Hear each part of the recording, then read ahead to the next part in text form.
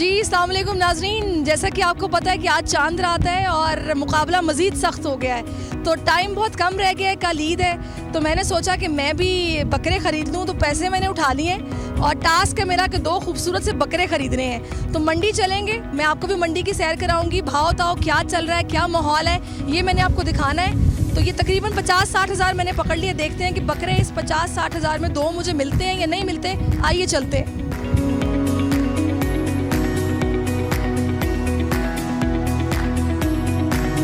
जी जनाब, अब इस वक्त हम अल्हम्दुलिल्लाह खैरियत से नॉर्दर्न बाईपास मंडी पहुंच चुके हैं और यहाँ पे आपको दिखाएंगे मुख्तलिफ सेशंस में कि किस किस तरह के जानवर, कौन कौन सी नस्लें मौजूद हैं, क्या कीमतें हैं, व्यापारी क्या कह रहे हैं, शहरियों का मौक़िफ़ क्या है और क्या मुझे बकरे मिलते हैं या नहीं।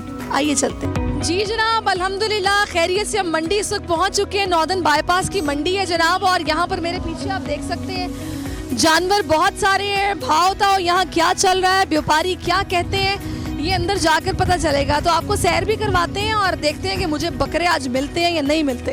हम इस वक्त एक मशहूर कैटल फार्म पर मौजूद हैं और मंडी के अंदर इस कैटल फार्म पर मुझे बड़े मुनफरिद जानवर नज़र आए, तो मैंने सोचा कि मैं पहले क्यों ना आपको दिखाऊं। ये देखिए जनाब, ये यहाँ पर एक बड़ा मुनफरिद सा बैल मौजूद है और इसके 4 कान हैं, 3 सींग है और ये मेरे साथ खड़े हैं जो इसकी देखभाल करते हैं। मैं इनसे पूछती हूँ कि इसकी कीमत क्या है। जी अस्सलाम वालेकुम। वालेकुम सलाम। क्या पैसे क्या इसके मांग रहे हैं आप? पैसे मांग रहे हैं 18 लाख। 18 लाख रुपया। ये कौन सी नस्ल है? ये चोलिस्तानी। चोलिस्तानी। तो इसमें इसका वजन अंदाजा है कितना होगा? वजन इसका तकरीबन है 22 मन। 22 मन। जी हाँ। खाता क्या है ये? खाता यही राशन, आटी या दलिया, उतर वगैरह। खास खुराक नहीं है इसकी? खुराक दूध देते हैं और सर्दियों में घी लगाते हैं, मक्खन लगाते हैं, बस ये। घी लगाते हैं, मक्खन लगाते हैं इसको। चलें जी, 18 लाख रुपया इन्होंने बताया इसका और माशाल्लाह बड़ा तगड़ा ये बैल है और खुदा की कुदरत है कि इसके 3 सींग हैं, 4 कान हैं और यहाँ पर लोग 2 कानों वाले बर्दाश्त नहीं होते, इस बैल के 4 कान हैं, आप अंदाजा लगा लें। ईद उल अज़हा पर कुर्बानी के लिए एहतियाती तदाबीर। कुर्बानी करते वक्त सफाई सुथराई का खास ख्याल रखें। तजुर्बेकार शख्स से जानवर ज़िबा करवाएं। जानवर को एहतियात के साथ जमीन पर गिराएं। जानवर ज़िबा करते वक्त अपने आप को जख्म लगने से बचाएं। कुर्बानी करते वक्त तमाम इस्लामी उसूलों को मलहूज़े खातिर रखें। कुर्बानी के बाद खून पर चूना डालें। कुर्बानी के आलाइशों और बाक़ियात को खुली जगह पर न डालें। जानवरों के फुजले और आलाइशों को महफूज तरीके से तल्फ करें।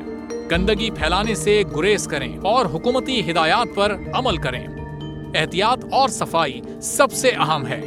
अपने मुल्क को साफ रखें और पाकिस्तान को बदलें बोल के साथ। बोल की सफाई मुहिम का हिस्सा बनने के लिए अभी इस नंबर पर राब्ता करें 0337 0310 377 ताकि बोल आपकी शिकायत मुतल्लिका इदारों तक पहुंचा सके।